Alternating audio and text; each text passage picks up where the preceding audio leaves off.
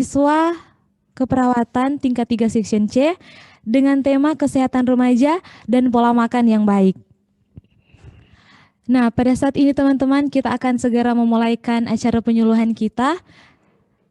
Untuk itu diminta agar supaya kita semua dapat mengaktifkan kamera.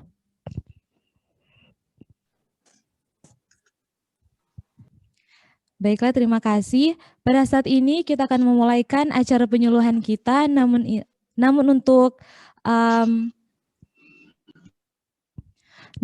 acara yang pertama ini kita akan dahului dengan ibadah, dan untuk doa buka diminta kesediaan dari Sherina Dien.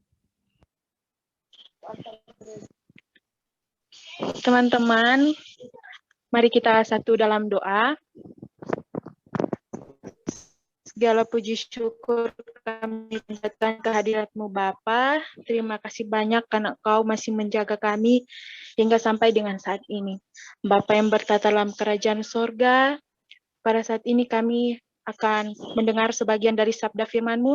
Engkau tuntun kiranya firman yang telah kami dengar itu tidak dapat berlalu begitu saja, tetapi dapat tertanam dalam hati dan pikiran kami. Bapa yang bertata dalam kerajaan sorga, sebentar kami akan melakukan penyuluhan bersama. Engkau berkati para pembicara yang ada. Kiranya pada saat melakukan penyuluhannya itu Tuhan bisa berjalan seturut dengan kehendak-Mu saja.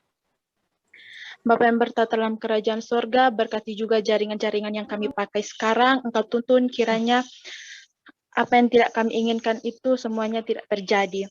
Bapa yang bertata dalam kerajaan sorga, berkatilah juga kami semua yang ada di saat ini yang telah hadir. Kiranya Tuhan Engkau berikanlah kami selalu kesehatan, kekuatan, roh kepintaran, semuanya itu berasal daripada-Mu. Masih banyak yang ingin kami minta, tapi kami yakin dan percaya Engkau sudah mengetahui isi hati dan kami semua.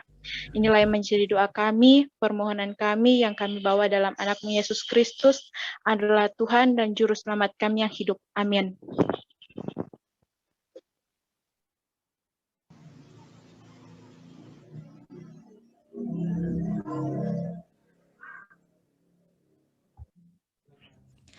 Dan untuk firman Tuhan akan dibawakan oleh Audrey Lontaan.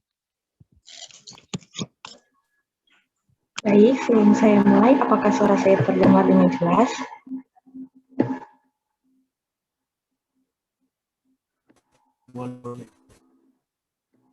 Oke. Jadi, shalom semuanya. Jadi pada saat ini saya akan membagikan ayat Alkitab yang terdapat di dalam 1 Korintus 6 ayat 19 sampai 20 yang berkata, atau tidak tahukah kamu bahwa tubuhmu adalah bait Roh Kudus yang diam di dalam kamu, Roh Kudus yang kamu peroleh dari Allah, dan bahwa kamu bukan milik kamu sendiri, sebab kamu telah dibeli dengan harganya telah lunas dibayar, karena itu muliakanlah Allah dengan tubuhmu. Jadi di ayat ini sudah jelas dikatakan bahwa tubuh kita itu adalah bait Roh Kudus yang dimana kita itu harus menjaganya dan kita juga tuh harus merawatnya. Namun di dalam kehidupan kita sehari-hari, tanpa kita sadari, diri kita lah yang merusak atau diri kita lah yang tidak menjaga tubuh kita itu secara rohani maupun secara jasmani. Nah, kalau misalnya secara rohani itu, mungkin di saat kita ada masalah atau ada pergumulan, kadang kita suka tanya begini ke Tuhan, Tuhan, kenapa harus saya, kenapa tidak orang lain? Nah, hal ini menyebabkan hubungan kita dengan Tuhan itu renggang. Selanjutnya, dalam hal jasmani, contohnya itu yang teranggap hal sepele. Misalnya, orang jarang berolahraga, atau bahkan orang tidak pernah berolahraga. Terus, mengkonsumsi makanan yang tidak sehat, ataupun kurang tidur. Nah, hal itu mungkin kita belum merasakan dampaknya ini sekarang, mungkin 15 atau 10 tahun ke depan. Jadi marilah kita sebagai umat yang percaya untuk selalu menjaga tubuh kita, karena tubuh kita itu adalah kudus dan telah dibayar lunas. Saya bawa dalam nama Tuhan Yesus, saya lihat amin.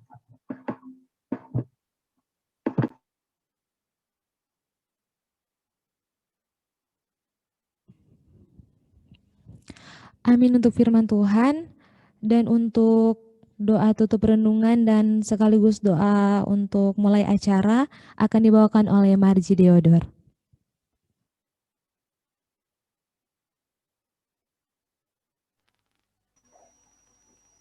Mari kita berdoa. Ya Allah Tuhan Bapa Kekal yang berada di surga, terima kasih Tuhan, kami sudah mendengarkan firman-Mu Tuhan. Tiba saatnya kami akan masuk dalam penyuluhan kesehatan komunitas Tuhan, karena Engkau tuntun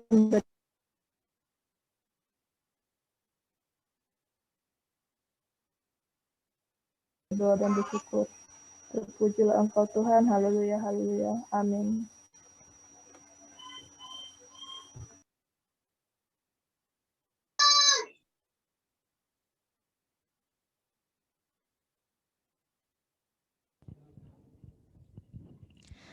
Baiklah, sebelum kita akan masuk pada acara inti atau pada materi, kita akan mendengarkan sambutan-sambutan. Dan untuk sambutan yang pertama akan dibawakan oleh Memeida.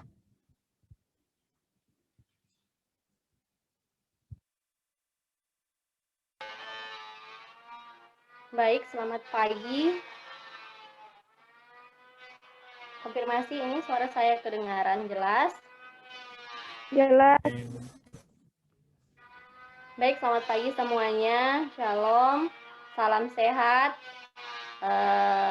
Yang saya hormati Bapak Kepala Sekolah, saya sebut dengan kasih Bapak Joko Mulyadi, Sarjana Pendidikan, Master Manajemen, dan juga Bapak Wakil Kepala Sekolah, Dr. Andes Alven Tololiu, dan juga Wakil Kepala Sekolah Bagian Kurikulum, Mem Vivi Budiman, Master of Art Education.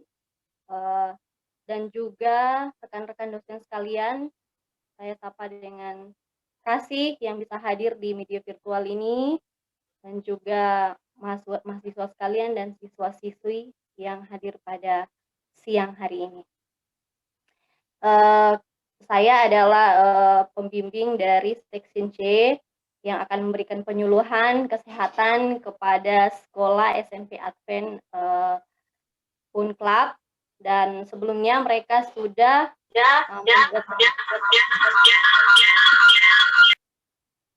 membuat pengkajian melalui kuesioner, dan dengan pengkajian tersebut mereka dapat masalah, dan berdasarkan masalah kesehatan tersebut mereka mengambil suatu masalah yang bisa dijadikan topik untuk pembahasan pada penyuluhan pada siang hari ini. Kiranya dengan penyuluhan yang mereka berikan pada guru-guru dengan juga siswa-siswa sekalian pada siang ini bisa berguna dan bisa menambah pengetahuan, dan kami harapkan bisa tetap sehat apalagi di tengah pandemi COVID-19 saat ini. Hanya ini yang bisa saya sampaikan. Terima kasih semuanya. Selamat pagi.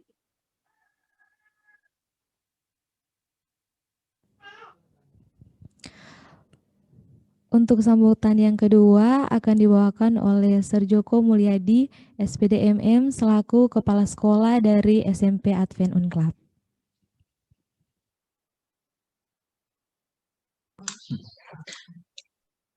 Baik, terima kasih. Selamat siang. Suara saya bisa didengar ini ya? Bisa, Boleh Sir. ya? Boleh. Baik, bisa. Oke, terima kasih. Shalom. Selamat siang semuanya. Yang saya hormati Mem Sri Widiawati Meida, ya, selaku dosen pembimbing, dan juga yang saya banggakan para mahasiswa yang melakukan kegiatan penyuluhan kesehatan kepada guru-guru dan juga kepada peserta didik di SMP Advent Unclub ini. Tentu selaku pimpinan saya mengucapkan banyak terima kasih atas kepercayaan dari dosen pembimbing dan juga para mahasiswa dan juga dosen-dosen lainnya yang menjadikan SMP Advent Unclub menjadi satu proyek penelitian dan merupakan satu kebanggaan bagi kami, keluarga besar SMP Advent Club. Kami juga berterima kasih, mengucapkan terima kasih kepada guru-guru di SMP yang memberikan penyuluhan juga atau dorongan kepada peserta didik untuk mengikuti acara ini, dan juga banyak guru-guru yang mengikutinya. Terima kasih. Dan perlu diketahui juga yang hadir di sini bukan hanya peserta didik, siswa, tetapi orang tua juga ada, orang tua siswa. Nah, sangat menarik dengan judul penyuluhan yaitu bahaya kurang tidur pada perubahan tubuh dan sifat remaja dan efek pola makan terhadap kesehatan dalam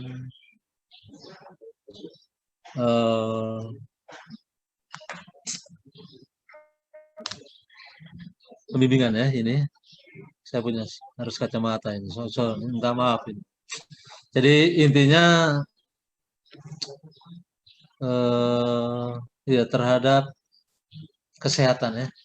Intinya yaitu sangat menarik.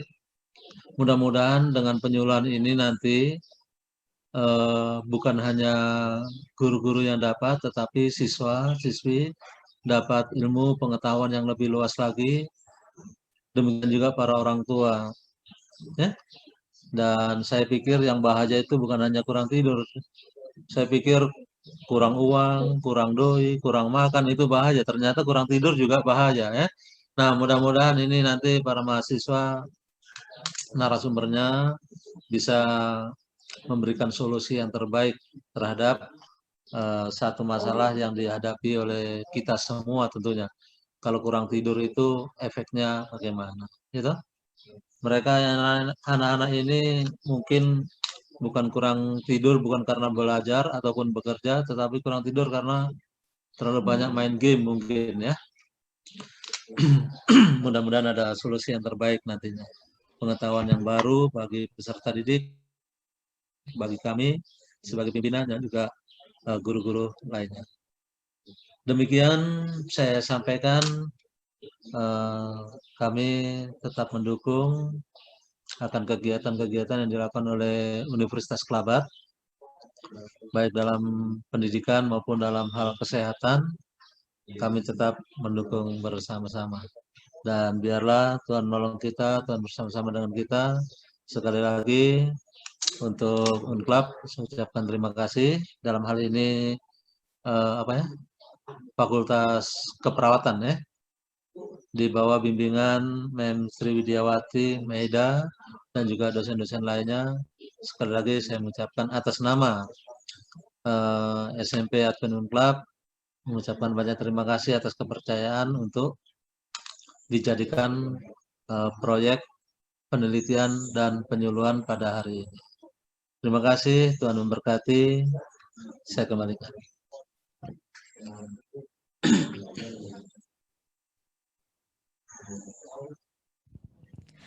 Terima kasih untuk kesambutan-sambutan yang telah dibawakan. Nah, jadi pada saat ini kita akan masuk pada materi. Namun sebelum itu, panitia sudah mengirimkan link untuk kuesioner pada kolom chat. Maka dari itu diminta kepada guru-guru dan adik-adik dari SMP Advent Unclub untuk dapat mengisi.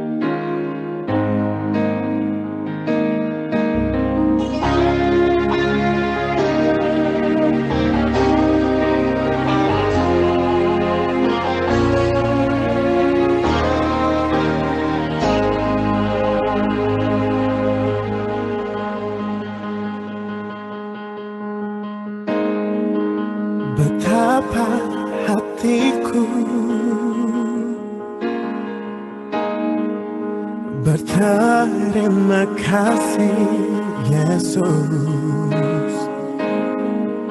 Kau mengasihiku,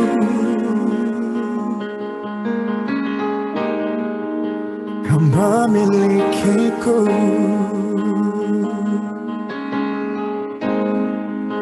Hanya ini Tuhan persembahanku, segenap hidupku, jiwa dan ragaku.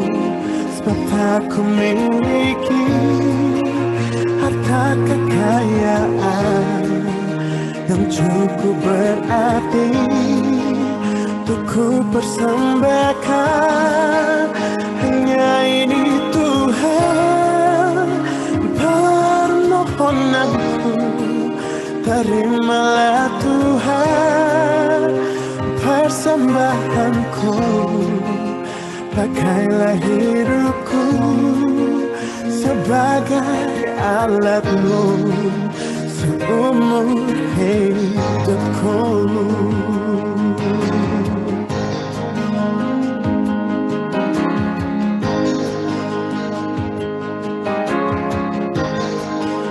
Betapa hatiku berterima kasih Yesus, Kau mengasihiku,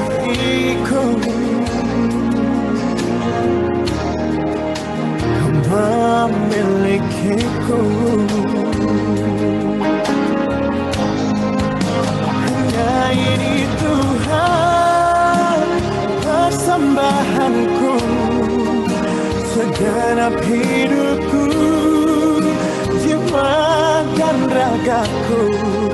Sebab tak ku miliki harta kekayaan yang cukup berarti untuk ku persembahkan. Hanya ini Tuhan permohonanku, terimalah Tuhan persembahanku. Pakailah hidupku sebagai alatmu seumur hidupku.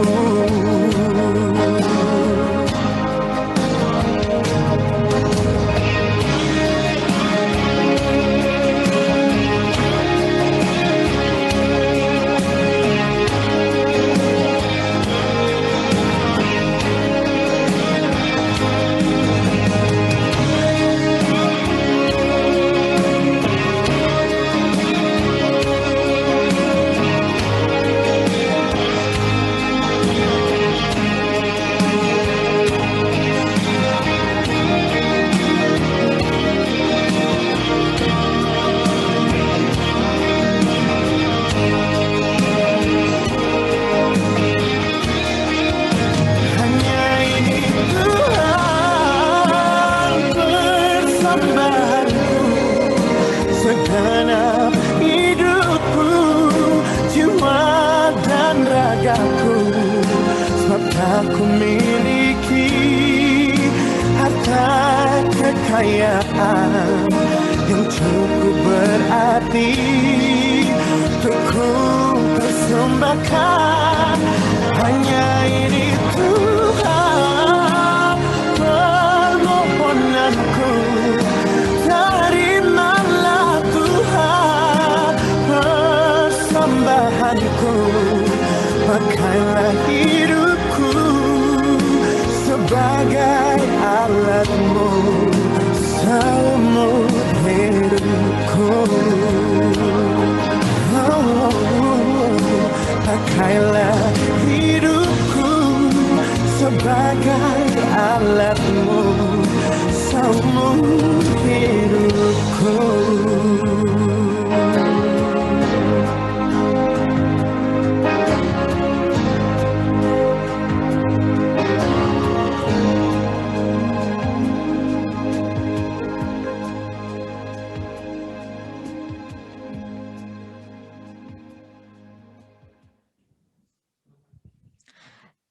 Diingatkan kembali untuk adik-adik dan guru-guru yang mungkin belum sempat mengisi agar supaya mengisi kuesioner yang sudah dibagikan.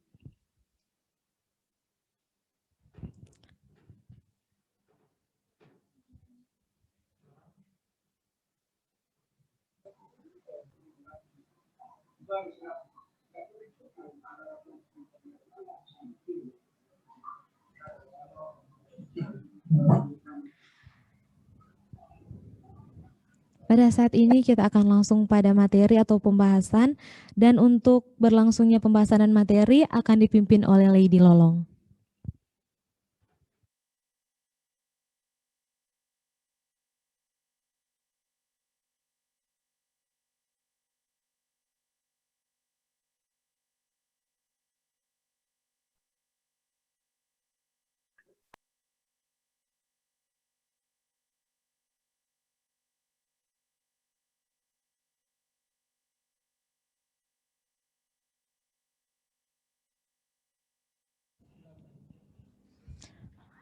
Selamat siang dan salam sehat untuk kita semua.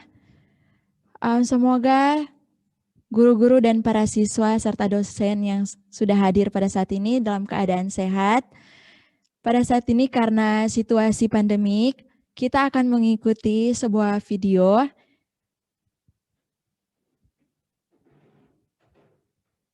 tentang COVID-19.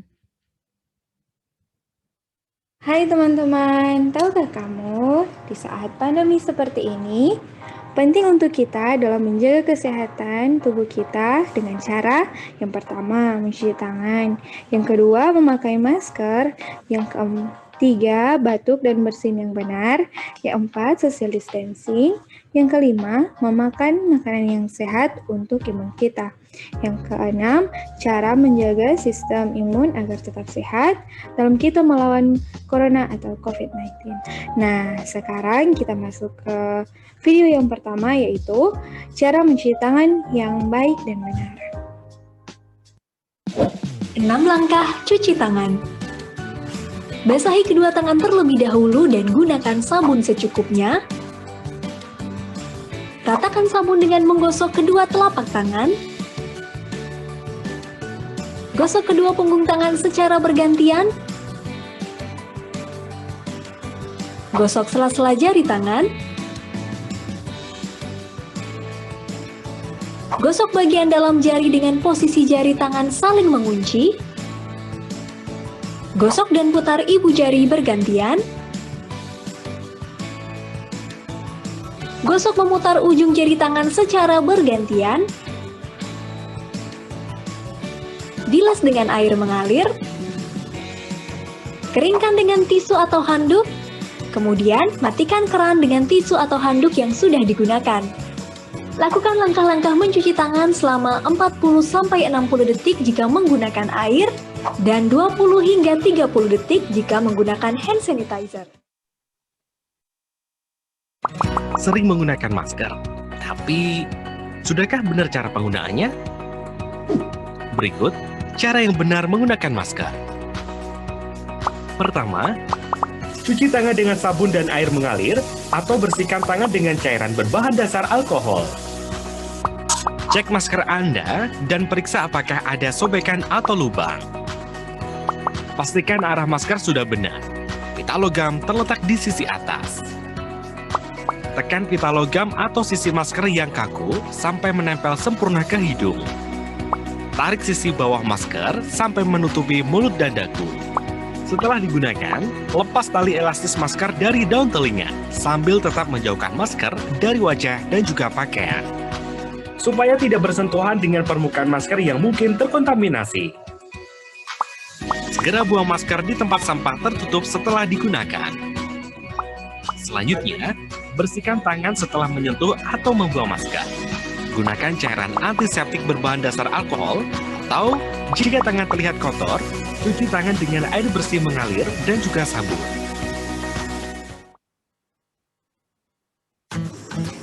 Etika batuk dan bersin. Etika batuk dan bersin yang salah. Batuk dan bersin ditutupi dengan kepalan tangan.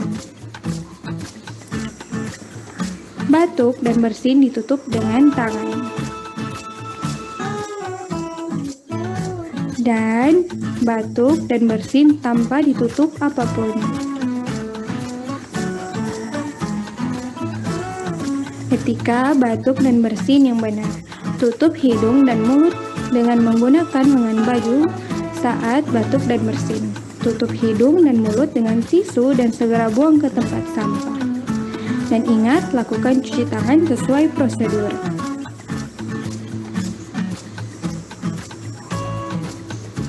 Gunakan masker saat batuk dan segera buang masker ke tempat sampah. Dan ingat, lakukan cuci tangan sesuai dengan prosedur.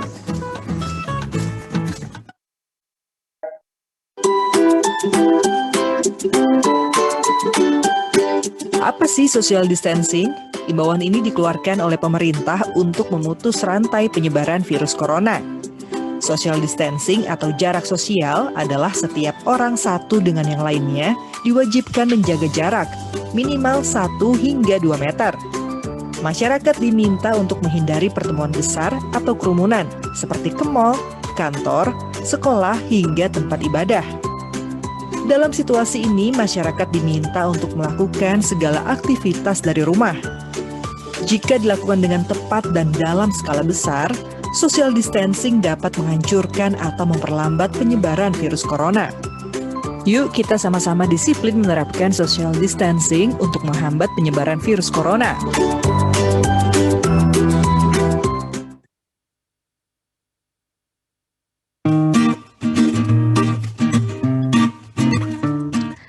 Tahu nggak sih, untuk mencegah kita terinfeksi virus corona, kita harus meningkatkan imunitas tubuh.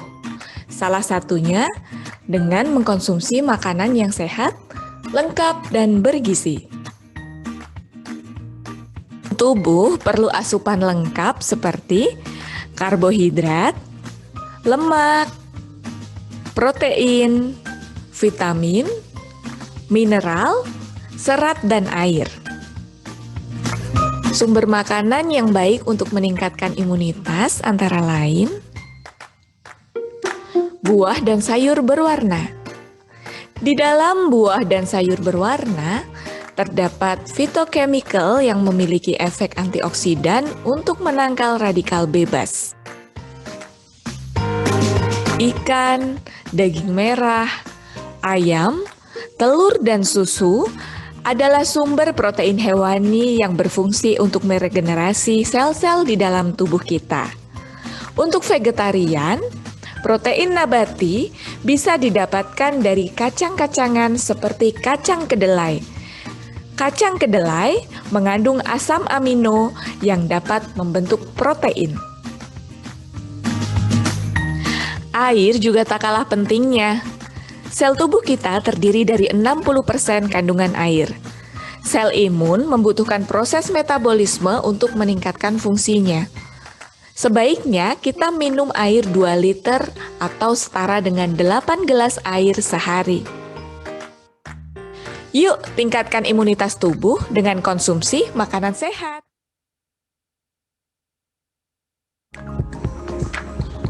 Cara menjaga sistem imun agar tetap sehat dalam melawan corona. Yang pertama, istirahat cukup. Dengan tidur 7-9 jam sehari, sistem imun tubuh akan tetap terjaga. Yang kedua, makan makanan yang sehat dan bernutrisi. Tubuh perlu makanan yang bergizi untuk ciptakan sistem imun yang kuat. Yang ketiga, berolahraga teratur. Olahraga ringan di rumah sangat membantu proses regenerasi sel imun dalam tubuh.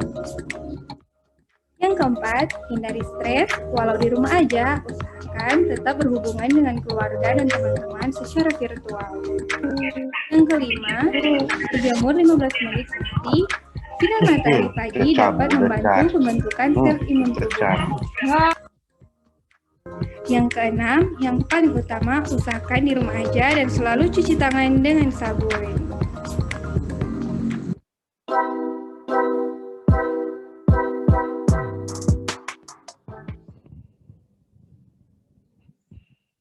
Nah, tadinya kita sudah menyaksikan bersama-sama video pencegahan COVID-19. Nah, semoga semua bisa mempraktekkan di dalam kehidupan sehari-hari untuk menggunakan masker, mencuci tangan, serta menjaga jarak. Nah, pada saat ini kita masuk dalam acara inti kita, yaitu penyuluhan. Nah, di mana para pembicara akan membahas tentang bahaya kurang tidur, serta efek dari makanan yang kita konsumsi. Untuk itu, sebentar kita akan ada tanya jawab, dan bagi para penanya, kita menyediakan giveaway. Jadi, tolong memperhatikan di setiap pembahasan. Nah, pembahasan pertama akan dibawakan oleh pembicara Iren Sambur.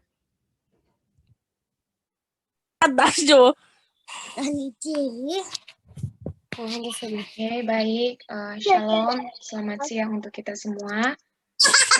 Mau konfirmasi apakah suara saya bisa didengar?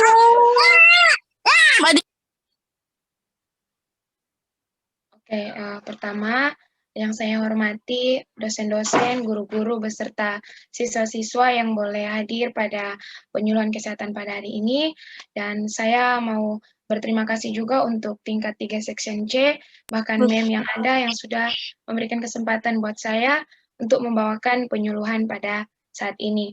Dan sebentar saya mau share screen. Apakah screen saya sudah bisa dilihat?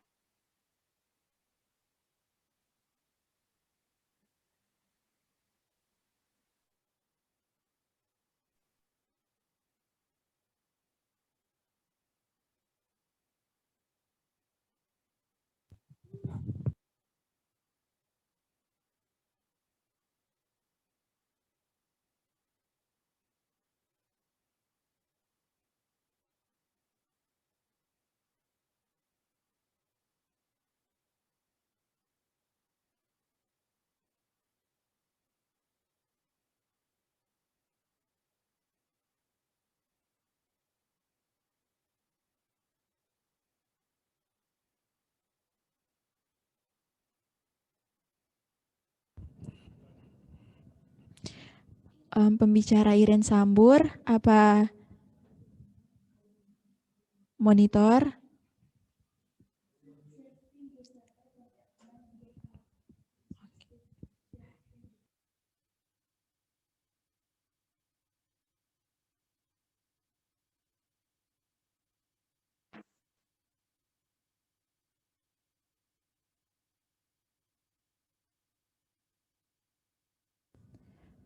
Iren Sambur, monitor. Ya, bisa didengar suara saya? Bisa, bisa. Selanjutnya, mohon maaf.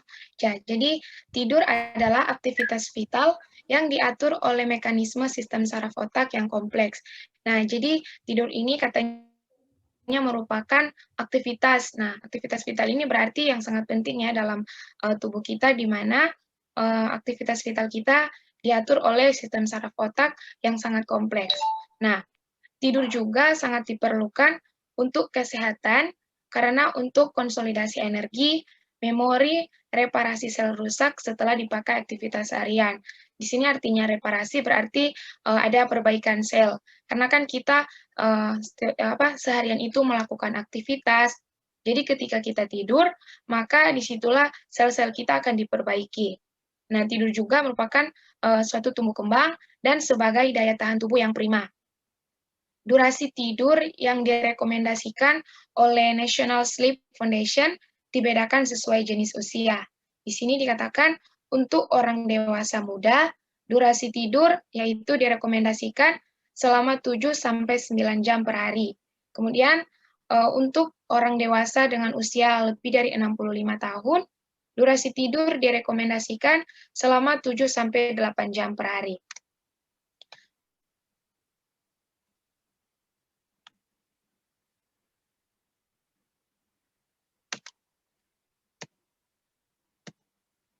Nah, di sini ada definisi menurut para ahli. Yang pertama yaitu Guyton and Hall 1997 dikatakan bahwa tidur adalah suatu keadaan bawah sadar, atau biasa orang bilang tidur itu seperti di bawah alam sadar, di mana seseorang masih dapat dibangunkan dengan pemberian rangsangan sensorik atau rangsangan lainnya. Artinya ketika kita tidur, kita dapat terbangun ketika mendengarkan seperti ada suara-suara yang ribut, atau bisa juga melalui rangsangan sensorik. Contohnya ketika kita tidur, ada orang yang membangunkan kita dengan menepuk pundak kita atau memegang tangan, itu kita dapat dibangunkan bisa dengan rangsangan sensorik atau dengan rangsangan lainnya. Sedangkan tidur menurut Potter and Perry 2005 dikatakan bahwa tidur ini merupakan proses fisiologis yang bersiklus bergantian dengan periode yang lebih lama dari keterjagaan. Jadi katanya orang mau tidur itu merupakan proses fisiologis di mana yang bersiklus bergantian. Jadi orang bisa tidur lama tanpa ada orang, misalkan orang kalau mau tidur begitu, kalau ada orang jaga ada di samping orang atau beribut-ribut, orang gampang terbangun. Nah, di sini juga teman-teman bisa lihat, menurut the National Sleep Foundation recommended sleep times are broken down into 9 age group. Atau di sini ada beberapa grup menurut kelompok menurut usia. Di sini ada bayi baru lahir, kemudian ada bayi, ada balita, prasekolah, usia sekolah, remaja, dewasa awal, dewasa, dan dewasa akhir. Nah, kalau menurut dia punya umur dari 0 sampai 3 bulan, katanya rekomendasi yang cukup itu untuk tidur yaitu 14 sampai 17 jam. Kemudian untuk 4 sampai 11 bulan, tidur yang cukup adalah 12 sampai 15 jam. Sedangkan untuk toddler atau balita itu 1 sampai 2 tahun, tidur yang cukup adalah 11 sampai 14 jam. Kemudian untuk umur 3 sampai 5 tahun, yaitu durasi tidur yang baik 10 sampai 13 jam. Nah, di sini ada umur 6 sampai 13 tahun, tidur yang cukup adalah 9 sampai 11 jam. Nah, di sini ada remaja nih. Ini kan saya lagi memberikan penyuluhan untuk anak-anak SMP ya. Jadi bisa umurnya pasti sekarang ada yang sudah 14 tahun, 15 bahkan 12 tahun. Nah, dikatakan bahwa 14 sampai 17 tahun tidur yang cukup adalah 8 sampai 10 jam. Kemudian untuk dewasa awal 18 sampai 25 tahun tidur yang cukup adalah 7 sampai 9 jam. Untuk umur 26 sampai 64 tahun adalah 7 sampai 9 jam. Kemudian yang lebih dari 65 tahun tidur yang cukup adalah 7 sampai 8 jam. Nah, di sini durasi tidur yang cukup dapat berdampak pada menurunnya kekebalan tubuh dan gangguan pada metabolisme tubuh yang dapat memicu terjadinya berbagai macam penyakit. Nah, tadi orang lihat di video mengenai COVID-19. Di situ dikatakan untuk meningkatkan orang punya sistem imun, salah satunya adalah tidur yang cukup. Nah, ternyata teman-teman, tidur ini dapat memicu terjadinya berbagai penyakit, bukan nanti ketika kita mengkonsumsi makanan yang sehat, atau kita tidak berolahraga, tetapi katanya tidur yang tidak cukup itu dapat memicu terjadinya ini berbagai macam penyakit. Kemudian, tidur yang tidak cukup juga dapat berdampak pada menurunnya kekebalan tubuh. Nah, di sini ada istilah-istilah tidur. Yang pertama, yaitu pradormitium dan postdormitium. Apa sih yang dimaksud dengan kedua istilah di atas? Nah, begini penjelasannya. Pertama, yaitu pradormitium. Pradormitium itu yaitu adalah fase peralihan ketika masih sadar menuju tidur. Nah, pada fase ini, biasanya kita masih sadar dan bisa mendengarkan suara di sekitar. Intinya, pradormitium ini adalah fase di mana kita masih sadar menuju untuk tidur. Sedangkan postdormitium adalah kebalikan dari pradormitium. Ini merupakan fase peralihan saat tidur untuk kembali sadar. Kebanyakan orang tidak menyadari sedang mengalami fase ini. Jadi kan kalau pradormitium itu katanya fase di mana orang sadar menuju tidur. Sedangkan untuk postdormitium itu adalah fase di mana orang sedang tidur akan kembali sadar. Kita lanjut. Nah, kita masuk pada manfaat tidur. Nah, manfaat dari tidur itu sendiri adalah untuk mengistirahatkan tubuh sehingga setiap orang pasti membutuhkannya. Tidur memiliki beberapa dampak positif, yaitu memperbaiki sel rusak, kemudian di sini ada manfaat tidur yang lain. Mari kita lihat bersama-sama. Yang pertama, manfaat tidur yaitu tubuh menjadi lebih sehat. Yang kedua, otak lebih tajam. Nah, artinya di sini teman-teman otak lebih tajam, ketika kita tidur yang cukup, otomatis ketika kita bangun pagi, badan kita akan menjadi lebih segar, kita lebih kuat, dan otak kita akan lebih tajam, di mana mungkin salah satu contoh nih, kalau tidur kita yang cukup, ketika bangun pagi, mungkin ada orang tua yang mau bertanya sesuatu, atau orang mengingat waktu tadi malam ada belajar, nah otak kita ini akan dapat mengingat hal-hal yang apa kita pelajari, atau ketika pas bangun pagi itu otak kita lebih tajam, artinya kita dapat mengingat nih apa-apa sih yang orang lakukan tadi malam. Dan kemudian di sini juga dikatakan manfaatnya adalah memperbaiki suasana hati. Nah, biasanya kan banyak yang terjadi ketika tidur yang kurang, ketika bangun pagi tiba-tiba itu mood sudah tidak jadi bagus, biasa itu mood karena pada malam hari orang tidur itu tidak cukup. Jadi orang biasa bilang tas ontong kacili tapi lah besar.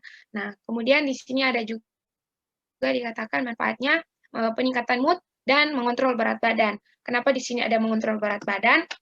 Orang tahu bersama bahwa di dalam tubuh kita itu ada yang namanya hormon leptin dan hormon grelin. Nah, hormon ini adalah yang mengendalikan nafsu makan. Jadi, ternyata tidur yang cukup ini dapat mengontrol orang punya berat badan. Kemudian, manfaat selanjutnya yaitu meningkatkan daya ingat dan daya pikir, seperti yang sudah saya katakan tadi. Kemudian, meningkatkan sistem kekebalan tubuh. Nah, tadi orang sudah dengar nih, apa manfaat-manfaat dari tidur. Sekarang orang melihat dulu, apa sih dampak kalau misalnya orang kurang tidur? Oke, mari kita lihat bersama. Di sini dikatakan bahwa kurangnya waktu tidur juga dapat menyebabkan menurunnya konsentrasi dalam belajar, kelelahan keesokan harinya, dan menurunnya suasana hati seseorang yang juga dapat dirasakan oleh remaja dengan umur 16-18 tahun. Kemudian, kualitas tidur yang buruk juga dapat mengakibatkan penurunan konsentrasi dan merusak kemampuan untuk melakukan kegiatan yang melibatkan daya ingat belajar, pertimbangan logis, dan perhitungan matematis. Kualitas tidur merupakan salah satu faktor fisiologis yang mempengaruhi daya konsentrasi seseorang. Nah, tadi kan saya sudah katakan pada yang pertama pengertian menurut Perry and Potter dikatakan bahwa ketika tidur itu di situ ada proses fisiologis. Jadi ketika orang tidur di situ dapat membangun orang punya fisiologis. Jadi kalau orang kurang tidur dapat mempengaruhi daya konsentrasi seseorang. Di sini teman-teman bisa lihat ada gambar. Nah, di sini dikatakan 7 ancaman akibat kurang tidur. Yang pertama, hilang konsentrasi belajar. Kemudian yang kedua, memperburuk kondisi kesehatan tubuh. Ketiga, kulit terlihat lebih tua. Yang keempat, hilang fokus saat berkendara. Kemudian kelima, munculnya obesitas. Keenam, stres yang meningkat. Dan yang ketujuh, sering lupa. Nah, di sini juga ada dampak atau bahaya kurang tidur pada remaja menurut Kementerian Kesehatan Direktorat Promosi Kesehatan dan Pemberdayaan Masyarakat. Yang pertama yaitu kesulitan menjaga mata untuk tetap fokus saat beraktivitas. Nah, jadi dampak dari kurang tidur, kalau misalnya pada malam hari orang tidur itu nanti jam 2 atau nanti jam 3, otomatis ketika nanti kita mau melakukan aktivitas, sangat berdampak buruk di mana kita tidak akan bisa fokus dan kita sulit untuk menjaga supaya mata kita ini tetap terbuka. Kemudian yang kedua, tidak bisa berhenti menguap. Nah, mungkin ini banyak dialami ya oleh semua orang. Kalau kurang tidur itu pasti sering-sering menguap atau orang Manado bilang jamang nganto.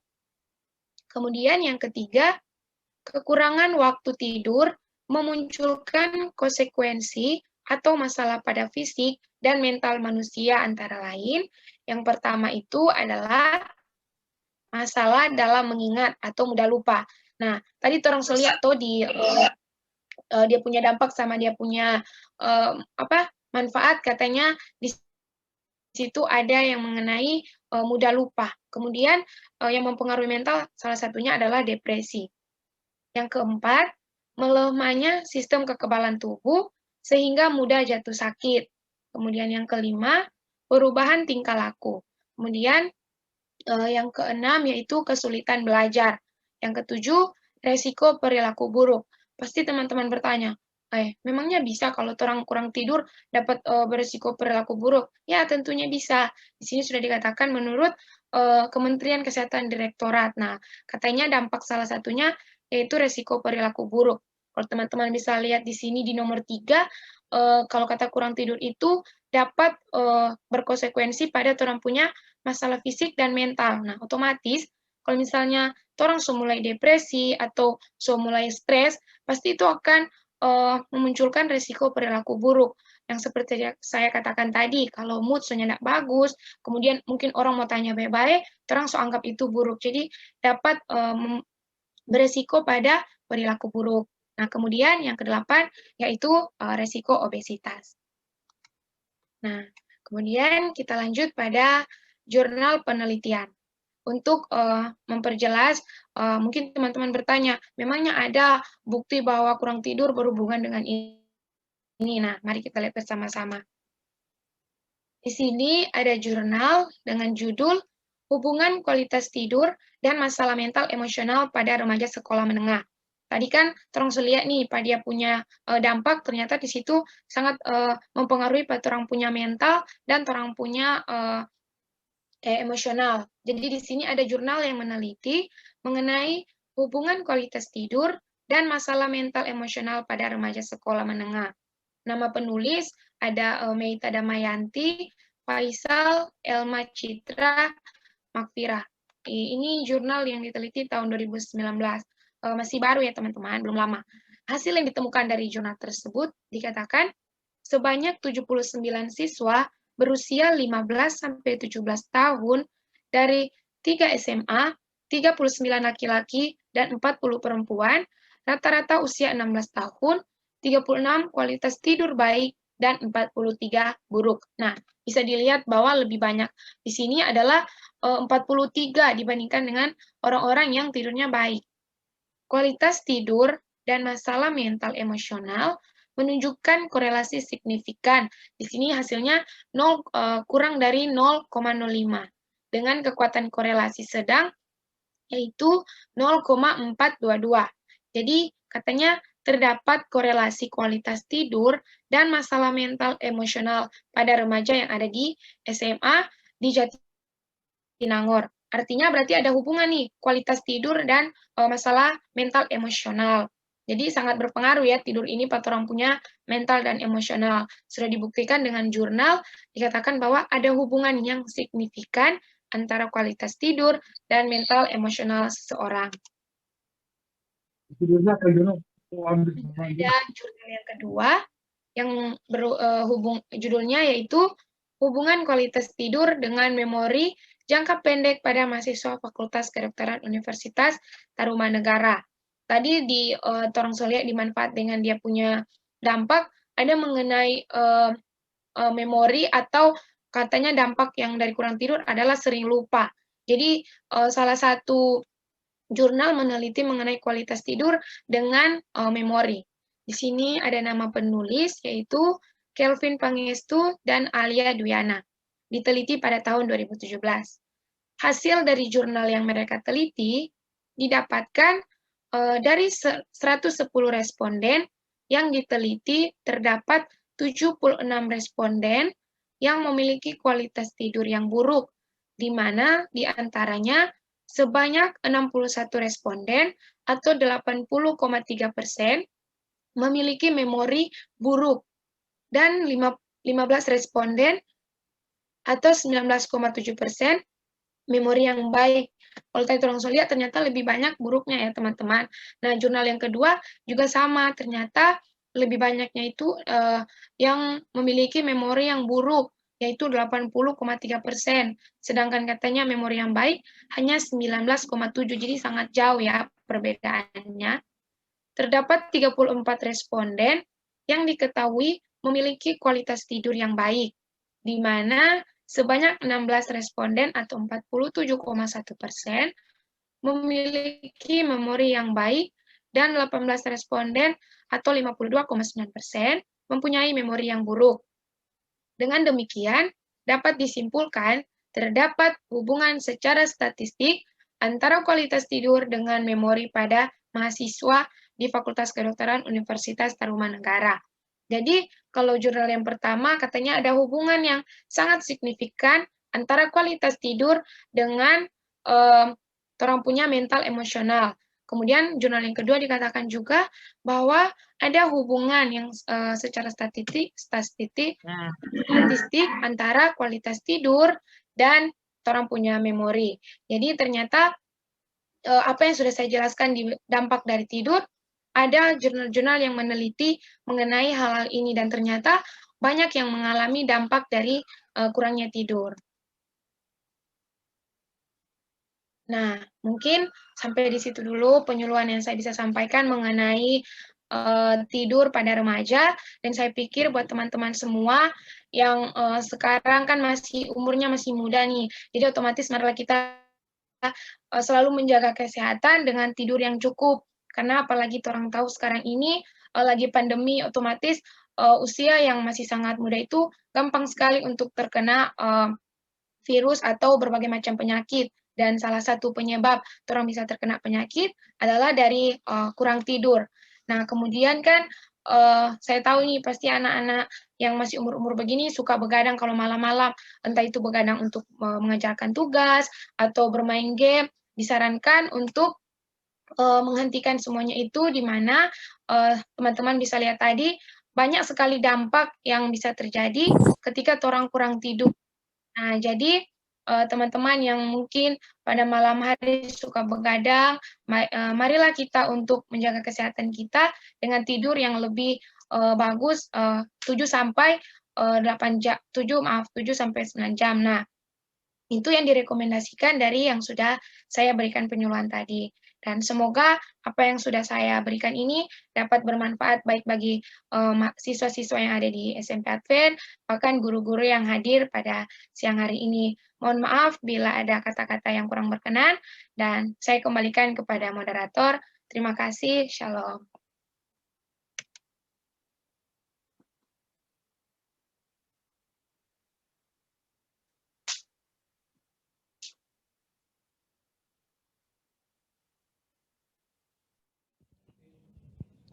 Oke, terima kasih pembicara Iren Sambur yang sudah membawakan materi yang begitu baik.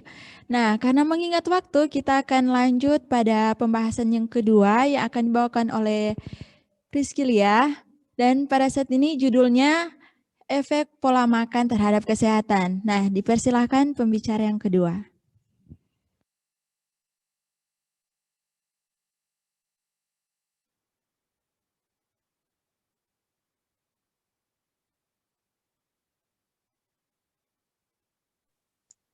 Permisi, maaf mengganggu. Boleh saya bertanya?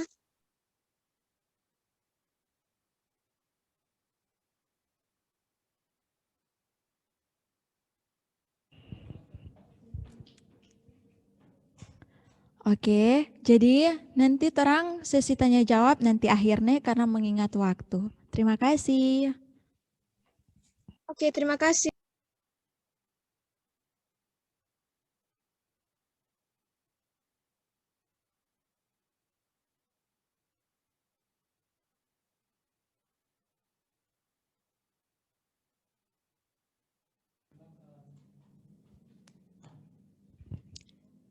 Baik, selamat siang. Pada saat ini kita akan masuk ke materi yang kedua, yaitu dengan judul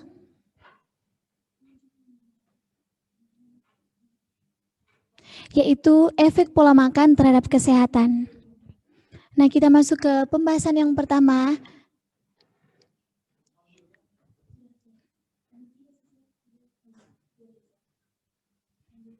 Oke, pengertian pola makan yang sehat. Nah, pola makan sehat adalah suatu cara atau usaha dalam pengaturan jumlah dan jenis makanan dengan maksud tertentu seperti mempertahankan kesehatan, status nutrisi, mencegah, atau membantu kesembuhan dari penyakit.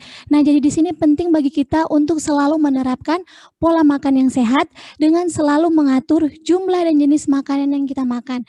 Karena kalau kita pintar-pintar dalam mengatur jumlah makan dan pola makan yang sehat, otomatis kita bisa mempertahankan status kesehatan kita. Nah, di sini dikatakan juga makanan merupakan sumber kesehatan dengan catatan makanan yang kita makan adalah makanan yang sehat. Makanan sehat adalah makanan yang mengandung zat-zat yang dibutuhkan oleh tubuh kita. Jadi di sini dijelaskan lagi bagaimana pentingnya kita untuk makan, tetapi kita harus mengetahui makanan yang kita makan itu harus mengandung zat gizi yang diperlukan dalam tubuh kita. Seperti yang kita tahu bersama, makanan yang dibutuhkan oleh tubuh kita yaitu makanan yang mengandung zat gizi karbohidrat, protein, lemak, dan vitamin. Nah, di sini gaya hidup dan pola makan yang tidak sehat bisa menyebabkan beberapa penyakit seperti diabetes mellitus dan gastritis. Nah, kita masuk ke pembahasan yang pertama yaitu masalah yang bisa timbul atau penyakit yang bisa timbul akibat pola makan dan gaya hidup yang tidak sehat. Yang pertama situ ada diabetes mellitus. Nah, apa sih penyakit diabetes mellitus itu? Jadi penyakit diabetes mellitus adalah penyakit metabolik kronik yang ditandai dengan peningkatan kadar glukosa darah atau peningkatan kadar gula dalam darah kita yang seiring waktu menyebabkan kerusakan serius pada jantung, pembuluh darah, mata, ginjal, dan saraf. Nah, kebanyakan di kalangan anak muda atau masyarakat berpikir itu hanya penyakit diabetes seperti cuma peningkatan kadar gula dalam darah, tetapi mereka tidak memikirkan ke depannya untuk kalau kita mengkonsumsi makanan manis, kemudian makanan yang berminyak, itu akan terjadi peningkatan kadar gula dalam darah sehingga mereka berpikir itu merupakan sesuatu yang sudah biasa. Tapi di sini dijelaskan bahwa itu bisa menyebabkan kerusakan serius pada jantung, pembuluh darah, mata, ginjal, dan saraf kalau tidak mengubah pola hidup dan gaya hidup yang sehat. Kemudian, bagaimana sih penyakit diabetes mellitus ini bisa terjadi? Jadi dari makan tak teratur seperti dalam sehari tidak makan atau jam makan terlewat, itu dapat mempengaruhi peningkatan kadar glukosa dalam tubuh. Nah, hal tersebut terjadi karena makan tak teratur dapat menyebabkan resistensi insulin pada tubuh dan meningkatkan kadar lemak saat puasa. Nah, hal kedua tersebut seperti terjadinya resistensi insulin dan peningkatan kadar gula saat puasa itu bisa menyebabkan faktor risiko terjadinya penyakit kardiovaskular. Nah, di sini gaya hidup dan pola makan yang tidak sehat yang dapat menyebabkan munculnya penyakit diabetes mellitus. Nah, di sini jelaskan gaya hidup dengan pola makan yang tinggi lemak, garam, dan gula mengakibatkan masyarakat cenderung mengonsumsi makanan secara berlebihan. Selain itu, pola makanan yang serba instan saat ini memang sangat digemari oleh sebagian masyarakat, tetapi dapat mengakibatkan peningkatan kadar glukosa darah. Nah, kita tahu bersama dalam kalangan anak muda atau dalam masyarakat mengatakan kalau suatu makanan kalau tidak berminyak itu tidak enak. Kemudian kalau kandungan yang dalam makanan itu kalau tidak menaruh garam itu tidak enak. Kemudian kalau makanan yang tidak manis itu tidak enak. Nah, sehingga kebanyakan di dalam masyarakat itu membuat suatu makanan yang berminyak, kemudian tinggi lemak, kemudian kandungan garam yang tinggi, kemudian terlalu manis, tanpa memperhatikan itu berdampak buruk buat kesehatan kita nantinya. Kemudian juga di sini dibilang makanan yang serba instan. Kenapa makanan serba instan? Karena kebanyakan berpikir itu mudah didapat, cara pembuatannya itu tidak susah. Kemudian di sini juga dijelaskan gaya hidup dan pola makan yang tidak sehat seperti suka makan-makan manis, seperti makanan yang kadar gulanya sangat tinggi, kemudian suka goreng-gorengan yang kita tahu bersama kalau gorengan itu kan mengandung lemak yang sangat tinggi. Kemudian cemilan, kemudian ada daging merah. Kemudian kurang tidur dan aktivitas. Kemudian ada like soft drinks yang kita tahu bersama, like soft drinks ini mengandung kadar gula yang sangat tinggi.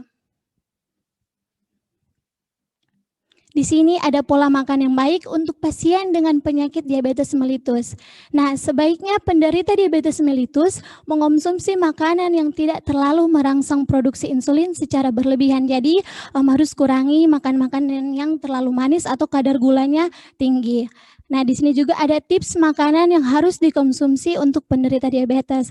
Otomatis harus mengkonsumsi sayur-sayuran hijau, ada buah-buahan, roti yang berbuat dari gandum, kemudian ada sumber protein nabati, itu seperti kacang-kacangan, kedelai atau olahan kedelai seperti tahu, tempe, bahkan ada susu kedelai. Kemudian sumber protein hewani itu bisa didapatkan dari ikan, kemudian sumber lemak. Nah, di sini sumber lemak yang baik bagi tubuh kita seperti sumber lemak dari buah, kacang-kacangan.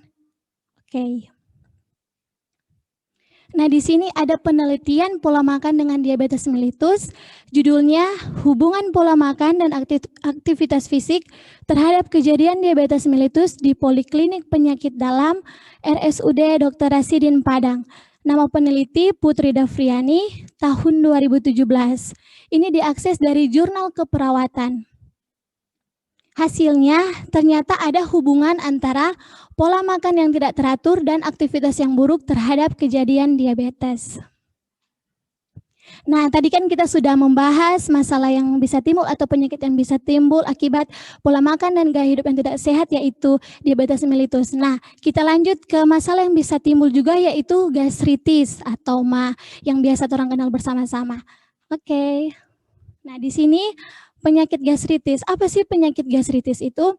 Jadi penyakit gastritis ini merupakan peradangan yang mengenai mukosa lambung. Peradangan ini dapat menyebabkan pembengkakan lambung sampai terlepasnya epitel mukosa superficial yang menjadi penyebab terpenting dalam gangguan saluran pencernaan. Pelepasan epitel dapat merangsang timbulnya inflamasi pada lambung. Jadi dapat kita simpulkan penyakit gastritis ini merupakan peradangan yang terjadi pada mukosa lambung. Nah, bagaimana sih penyakit gastritis ini bisa terjadi? Nah, dari pola makan kita yang tidak teratur, seperti kita tidak makan atau jam makan kita terlewat, itu dapat menyebabkan gesekan antara dinding lambung. Karena bayangkan ketika lambung kita kosong dan tidak terisi makanan, nah otomatis lambung akan saling bergesekan. Nah, setelah lambung saling bergesekan, lama-kelamaan itu bisa menyebabkan erosi pada lambung. Nah, ketika sudah terjadi erosi atau luka pada lambung, ada dua hal yang akan terjadi, yaitu meningkatnya HCl atau asam klorida, di mana asam klorida ini adalah komponen utama yang terdapat dalam lambung, yang otomatis akan meningkatkan asam pada lambung sehingga dapat mengiritasi mukosa lambung. Nah, dan untuk masalah keperawatan, jika kalau kita semua sudah mengalami peningkatan asam lambung, otomatis kita akan merasa nyeri atau tidak nyaman dengan hal yang sudah terjadi. Nah, sehingga bisa menimbulkan masalah keperawatan, yaitu gangguan rasa nyaman. Nah, nyeri mukosa lambung yang teriritasi dapat menyebabkan perdarahan sehingga akan terjadi rangsangan pada medula oblongata, di mana medula oblongata ini dia yang berperan dalam mengendalikan fungsi pencernaan dan akan menekan impuls mual dan muntah sehingga bisa menyebabkan anoreksia atau gangguan makan. Nah, selanjutnya ketika terjadi erosi pada lambung juga otomatis akan menyebabkan ulkus lambung atau luka yang lebih serius lagi pada lambung. Sehingga ulkus lambung ini atau luka pada lambung itu dapat membesar dan mengakibatkan perdarahan yang dapat masuk ke kolon yang bisa menyebabkan perubahan dalam tinja kita. Nah, ini bagan yang saya sudah jelaskan tadi. Lanjut. Nah, gaya hidup dan pola makan yang tidak sehat yang dapat menyebabkan munculnya penyakit gastritis. Nah, pola makan yang tidak teratur serta terlalu banyak mengkonsumsi makanan yang pedas dan asam dapat memicu terjadinya gastritis. Jadi, dalam kita mengkonsumsi makanan yang terlalu pedas, terlalu asam, itu sebaiknya itu dihindari karena itu dapat memicu terjadinya ini penyakit gastritis. Kemudian kebiasaan makan atau perilaku yang berhubungan dengan makanan, seperti frekuensi makan seseorang dan pola makanan yang dimakan. Gastritis umumnya terjadi akibat asam lambung yang tinggi atau terlalu banyak makan makanan yang bersifat merangsang, di antaranya makan yang pedas dan asam. Jadi di sini penting juga bagi kita untuk memperhatikan kebiasaan makan kita atau frekuensi makan kita. Kebanyakan kita makan sudah lapar sekali baru makan, baru sebelum kenyang punya makan terus sampai sakit perut. Padahal kita di sini harus memperhatikan pola makan kita, frekuensi makan kita. Jadi disarankan kita makan itu sebelum kita merasa lapar dan berhenti makan sebelum kita merasa kenyang. Nah, kemudian di sini dikatakan juga pola makan tidak teratur juga dapat menyebabkan penyakit gastritis. Bila seseorang telat makan sampai 2-3 jam, maka asam lambung yang diproduksi semakin banyak dan berlebih sehingga dapat mengiritasi mukosa lambung serta menimbulkan rasa nyeri di sekitar perut. Jadi kita harus juga selalu memperhatikan kalau sudah waktu makan kita harus makan. Kemudian di sini juga ada pola makan yang baik untuk pasien dengan penyakit gastritis. Otomatis pasien dengan penderita penyakit gastritis ini harus menghindari makanan yang berlemak tinggi yang menghambat pengosongan isi lambung seperti makanan yang mengandung coklat, keju, dan lain-lain. Kemudian juga harus hindari konsumsi makanan yang menimbulkan gas di lambung. Kan kebanyakan ada minuman-minuman yang bersoda itu kan mengandung gas yang tinggi sehingga itu tidak baik bagi kesehatan lambung kita dan dapat memicu ini terjadinya penyakit gastritis. Kemudian hindari mengkonsumsi makanan yang terlalu pedas karena sesuai penjelasan tadi bahwa makanan yang pedas itu dapat merangsang ini peningkatan asam lambung. Kemudian di sini ada tips agar terhindar dari penyakit gastritis, yaitu di mana kita selalu memperhatikan waktu makan. Jadi kalau sudah waktu makan seperti jam 7 kita harus makan, siang kita makan, kemudian sore. Kalau malam itu lebih baiknya beristirahat. Kemudian jenis makanan. Nah, kita di sini harus memperhatikan jenis makanan yang kita makan. Kebanyakan orang-orang berpikir yang penting sudah kenyang begitu, mau makan apa yang penting kenyang. Tetapi di sini kita harus memperhatikan jenis makanan. Seperti yang sudah dijelaskan tadi, jenis makanan itu yang baik bagi tubuh itu harus mengandung zat-zat seperti karbohidrat, protein, dan vitamin. Kemudian kita juga di sini harus mengatasi stres, karena stres ini berdampak sangat buruk buat kesehatan kita. Otomatis kita harus dapat memanage stres yang kita alami. Kemudian berpuasa ini seperti kalau contohnya malam, misalnya kan tubuh itu perlu beristirahat. Jadi pintar-pintarlah kita dalam mengatur makanan kita. Contohnya sampai sore jam 6 kita sudah tidak makan lagi, hanya minum air putih. Lanjut.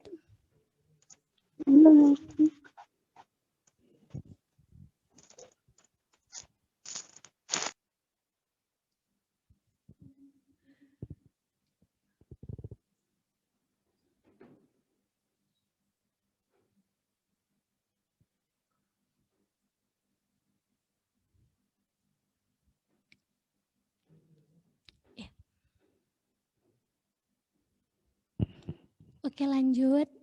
Nah, di sini ada penelitian juga mengenai pola makan dengan gastritis. Judul jurnalnya yaitu Hubungan Pola Makan dengan Gastritis pada Remaja di Sekolah Menengah Kejuruan YBKP3 Garut. Nama peneliti Iwan Syalahuddin dan Udin Rosidin tahun 2018. Kemudian diakses dari Jurnal Kesehatan Bakti Tunas Husada.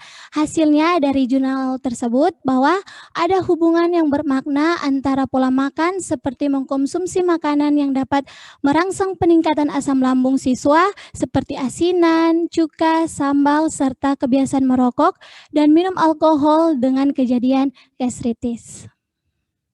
Oke, sekian.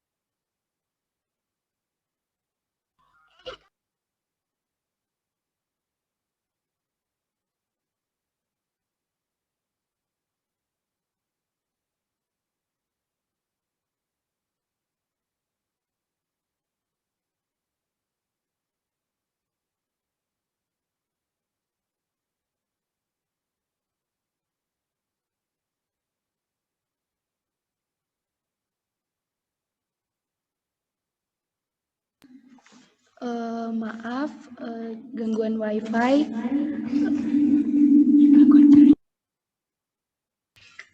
Jika masih ada pertanyaan, dipersilakan untuk tulis di kolom chat dan nanti akan dijawab.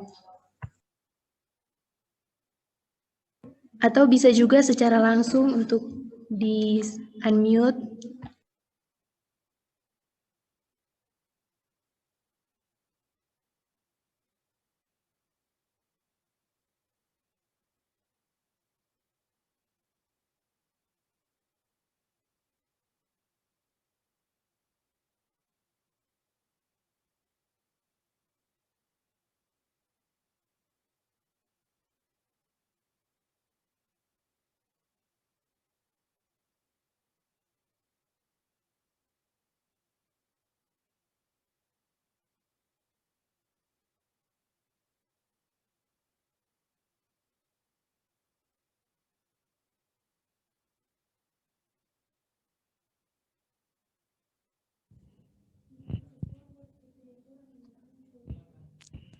Oke, bagi teman-teman yang memiliki pertanyaan bagi materi yang kedua, tolong raise hand atau tulis di kolom komentar.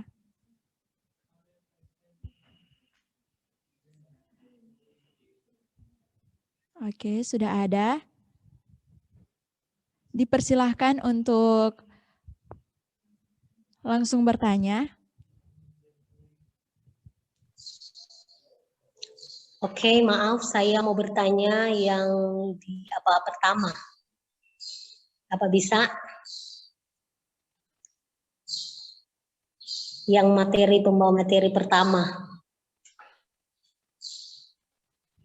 Halo, kedengaran suara saya? Bisa, Mem. Oke. Bisakah saya bertanya materi yang sebelumnya? Bisa, Mem, dipersilahkan. Oke, terima kasih atas kesempatan yang telah diberikan.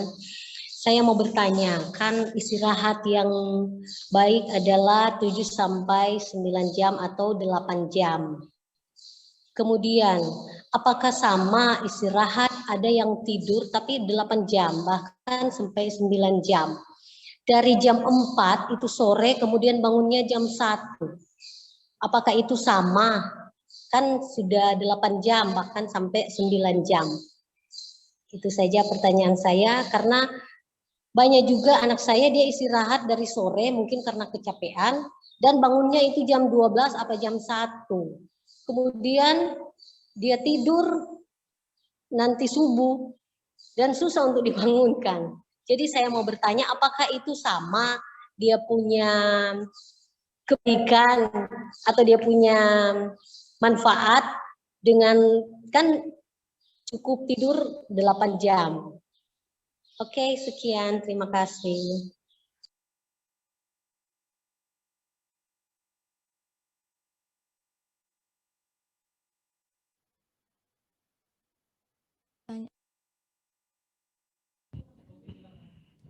Oke, terima kasih Mem atas pertanyaannya. Nah, pada saat ini pembicara Iren boleh menjawab pertanyaan yang diajukan oleh Mem. Ya, bisa. Baik, selamat siang Mem. Terima kasih untuk pertanyaannya. Jadi untuk pertanyaan dari Mem, saya akan coba menjawab mengenai tidur apakah sama. Kalau misalnya sudah tidur dari siang ya Mem, kemudian bangun sudah malam, kemudian tidur lagi pada saat subuh, akhirnya susah untuk dibangunkan. Nah, tadi kan orang sudah bahas pada punya definisi, katanya tidur yang bagus itu adalah 7-9 jam. Kalau dikatakan sama atau bagus, itu mungkin kurang bagus Mem, dimana kan kita harus tidur itu kalau malam hari itu paling lambat lah jam 10 malam, paling cepat itu jam 9, dan kita bangun pada saat jam 6 pagi, karena dikatakan tidur yang cukup adalah 7-9 jam. Nah, kalau misalnya orang sudah tidur pada siang hari atau sore hari, kemudian bangun pada malam hari, itu tidak bagus bagi tubuh kita, karena kan kalau mungkin dianjurkan tidur pada siang hari itu, menurut yang saya baca itu paling lama itu 30 sampai 1 jam. Nah, kalau sudah lebih dari itu sudah tidak bagus lagi. Jadi kalau terang bahas tadi dikatakan bahwa tidur yang cukup adalah 7 sampai 9 jam. Kalau misalnya orang tidur pada sore hari kemudian bangun nanti pada malam hari, kemudian tidur pada subuh kemudian susah dibangunkan, itu sudah tidak sesuai lagi karena kan kita tidurnya itu pada malam hari ya, yang tidur yang cukup banyak itu 7 sampai 9 jam. Sedangkan untuk tidur siang atau sore itu mungkin hanya ketika kita kecapean dan itu batas tidurnya mungkin hanya 30 sampai 1 jam saja. Kalau sudah lebih dari itu maka sudah tidak bagus lagi. Jadi kalau mungkin Mem tadi bertanya apakah itu sama atau bagaimana? Nah, tidak sama karena 7 sampai 9 jam itu dianjurkan untuk tidur pada malam hari. Sedangkan kalau tidur siang atau sore, kemudian nanti tidur subuh lagi, itu sudah beda lagi, Mem. Mungkin itu yang bisa saya dapat sampaikan. Terima kasih, Mem. Oke, terima kasih.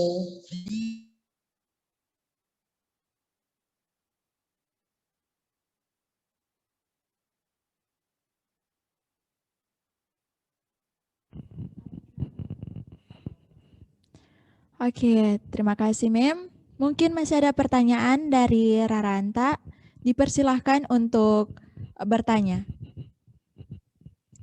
Oke, jadi yang ingin saya tanyakan itu, selain kacang-kacangan, makanan apa lagi yang bagus untuk menggantikan daging dan ikan, khusus untuk vegetarian, soalnya saya vegetarian.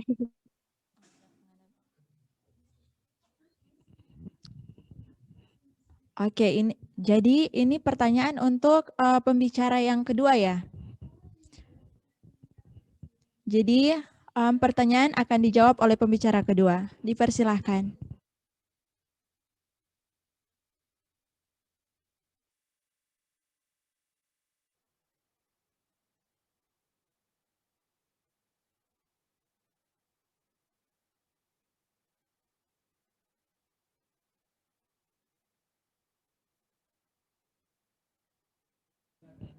Baik, jadi jawabannya untuk yang vegetarian itu bisa selain kacang-kacangan boleh mengkonsumsinya melalui sayur-sayuran seperti brokoli, kemudian juga ada susu kedelai, itu bisa. Apakah bisa? Oke, thank you. Welcome.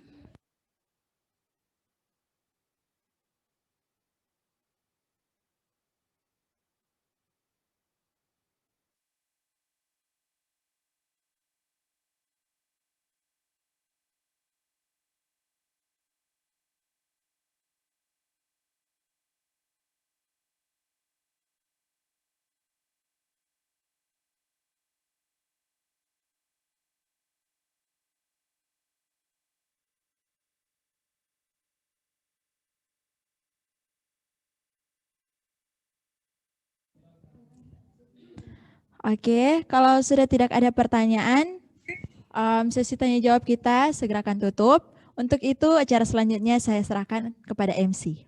Terima kasih.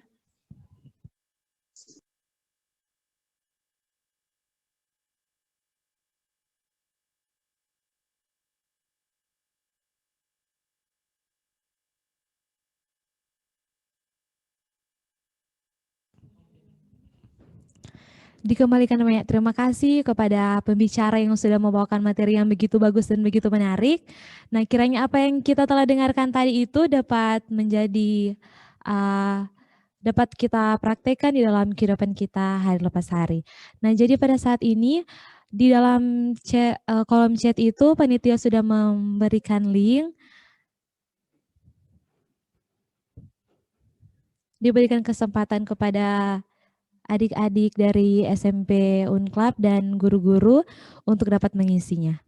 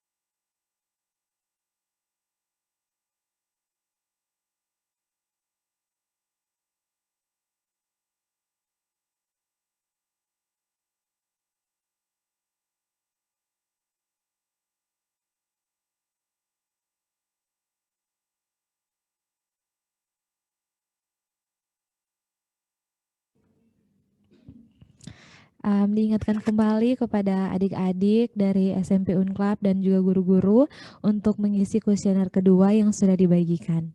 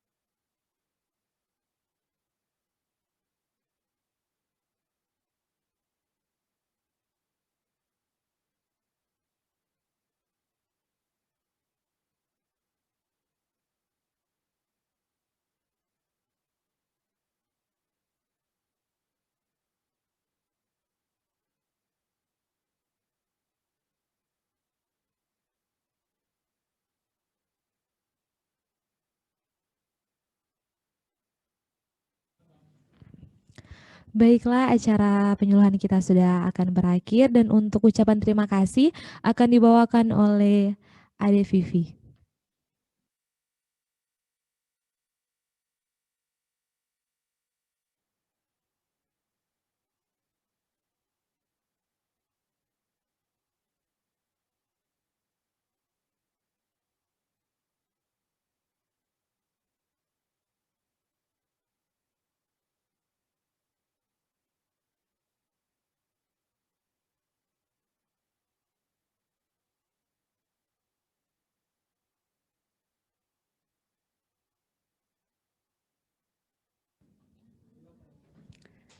Shalom, selamat siang. Saya mewakili teman-teman dari Section C. Kami ingin mengucapkan terima kasih yang pertama kepada fakultas yang telah memberikan kami kesempatan untuk melakukan penyuluhan ini. Yang kedua kepada sekolah yaitu SMP Advent Unclub, kepada Bapak Kepala Sekolah beserta guru-guru dan adik-adik yang terkasih. Kami mengucapkan terima kasih karena telah menerima kami mulai dari pengkajian hingga ke penyuluhan kesehatan ini. Kiranya apa yang telah kami sampaikan itu bisa berguna untuk kita semua dan bisa membuat tingkat kesehatan kita menjadi lebih baik. Ucapan terima kasih kami yang berikut kepada dosen mata kuliah kami yaitu Mem Meida yang telah menuntun kami mulai dari pengkajian hingga di penyuluhan kesehatan ini. Dan juga dosen teori kami yaitu Mem Angel yang telah memberikan teori kepada kami sehingga kami bisa melaksanakan penyuluhan ini dengan baik. Yang berikut kami mengucapkan terima kasih kepada dosen-dosen yang membantu kami dalam penyuluhan ini baik secara langsung maupun tidak langsung. Yang berikut kami mengucapkan terima kasih kepada teman-teman pembicara kami yang telah bersedia meluangkan waktu, meluangkan tenaga untuk mempersiapkan penyuluhan ini hingga bisa terselesaikan dengan baik. Sekali lagi kami mengucapkan banyak terima kasih untuk semuanya. Tuhan memberkati.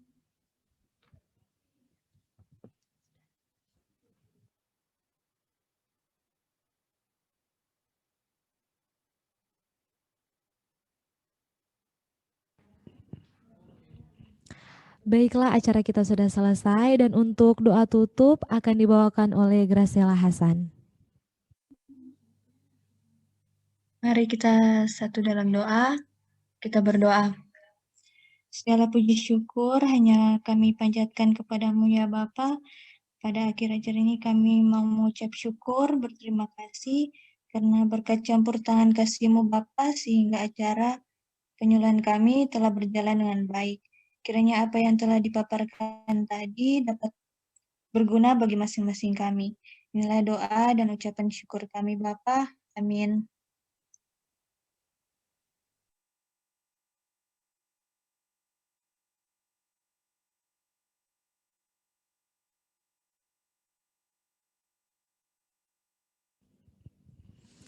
Diucapkan banyak terima kasih untuk teman-teman, adik-adik dan guru-guru yang sudah boleh berkesempatan hadir. Kiranya ada salah-salah kata, mohon dimaafkan. Dan untuk giveaway, Untuk hadiah nanti akan dikontak oleh panitia. Terima kasih, Tuhan Yesus memberkati. Dan untuk semua yang hadir boleh mengaktifkan kamera karena akan ada dokumentasi.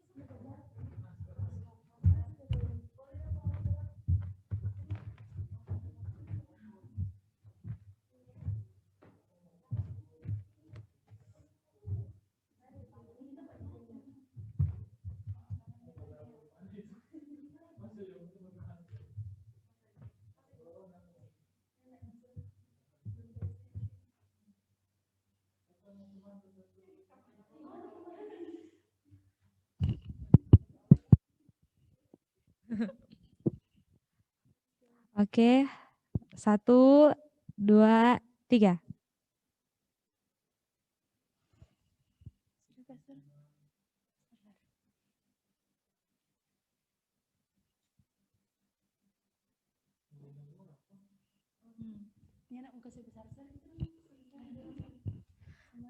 Oke, sekali lagi ya. 1, 2, 3.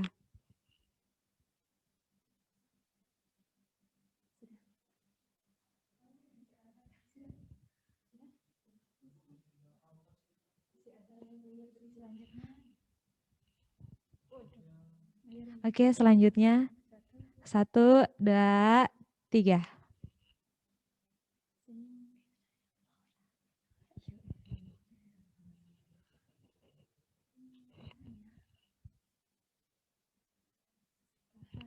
Oke, senyum.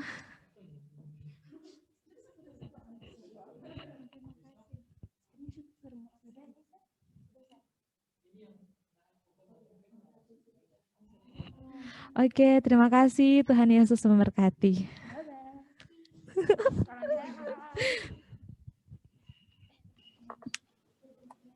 Terima kasih. Untuk teman section boleh tinggal dulu, jangan dulu. God bless you all. Terima kasih semuanya. Tuhan memberkati. Terima kasih semuanya. Thank you guys. Thank you. Terima kasih semua. God bless you.